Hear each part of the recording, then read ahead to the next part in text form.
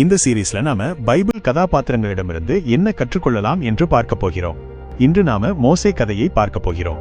வாங்க அவரிடமிருந்து நாம என்ன கற்றுக்கொள்ளலாம் என்று தெரிந்து கொள்வோம்.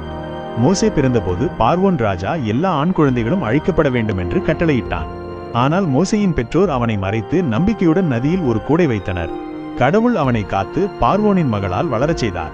விசுவாசம் நம்மை காப்பாற்றும்னு கத்துக்கிறோம். கடவுள் மோசேவை எரியும் முச்செடி மூலம் அழைத்தார். மோசே முதலில் அஞ்சியும் நான் திக்குவாயும் மந்தனாவும் இருக்கிறேன் என்று சொன்னாலும் கடவுள் நான் உன்னோடு இருப்பேன் என்றார். இஸ்ரவேல் மக்கள் கடலில் சிக்கிய போது தேவன் மோசேயின் கையில் இருந்த கோலை பயன்படுத்தி கடலை பிளந்தார்.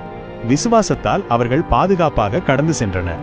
கடவுள் நம்மோடு இருந்தால் வழி இல்லாத இடத்துல கூட வழி திறக்கப்படும்னு கத்துக்கிறோம். மக்கள் தண்ணீருக்காக முறையிட்ட போது கடவுள் கல்லுகிட்ட பேச சொன்னாரு.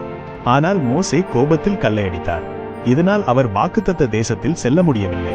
கோபமும் கீழ்ப்படியாமையும் நம்மை ஆசீர்வாதத்திலிருந்து தள்ளிவிடும்னு கத்துக்கிறோம்.